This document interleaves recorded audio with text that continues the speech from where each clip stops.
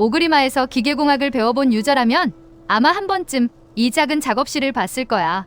이름은 노그의 작업실. 겉으로 보면 그냥 기계공학 훈련사와 상인들이 모여있는 곳인데 사실 이곳은 오래전부터 이스터에그로 자주 언급되는 장소야. 가장 유명한 이야기는 스타트랙 패러디야. 작업실의 주인인 노그. 이 이름은 스타트랙 딥스페이스 나인에 등장하는 페랭기 캐릭터 노그를 떠올리게 해. 재밌는 점은 스타트랙의 노그도 기술자 이미지가 강한 캐릭터이고 와우의 노그도 기계공학자라는 거야. 그러니까 단순히 이름만 비슷한 게 아니라 역할까지 어느 정도 맞물려 있는 셈이지. 그리고 같은 작업실에는 소빅이라는 고블린도 있어. 이 이름은 스타트랙2 칸의 분노에 등장하는 벌칸 캐릭터 사빅을 연상시킨다는 이야기가 있어. 그래서 노그의 작업실은 그냥 공학 상점이라기보다 스타트랙 팬이라면 알아볼 수 있는 작은 오마주 공간처럼 보이기도 해. 그런데 여기서 이야기가 조금 더 흥미로워져. 인터넷을 찾아보면 이 NPC들이 블리자드 초기 개발자들을 모델로 했다는 이야기도 있어.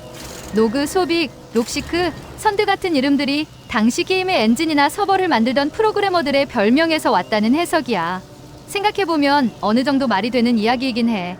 좁은 작업실 안에서 고블린들이 기계를 만지고 유저들에게 기계공학을 가르쳐주는 모습. 이걸 게임의 시스템을 만들던 개발자들의 모습과 연결해서 보면 꽤 재미있는 해석이 되거든. 하지만 이 부분은 조심해서 봐야 해. 노그와 소빅의 스타트랙 오마주 이야기는 오래전부터 비교적 많이 언급되어 왔지만 개발자 오마주라는 이야기는 공개 자료만으로 확정하기엔 아직 부족해. 그리고 더 조심해야 할 해석들도 있어.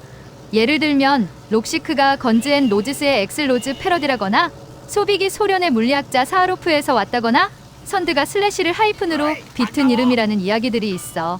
하지만 이런 해석들은 이름 표기가 실제 NPC와 맞지 않는 경우도 있고 연결 과정도 너무 복잡해. 그래서 확실한 이스터에그라고 말하기는 어려워.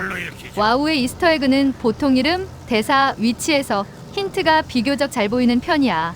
그런데 이런 해석들은 중간에 여러 단계를 거쳐야 해서 조금 조심해서 봐야 해. 그래서 정리하면 이거야.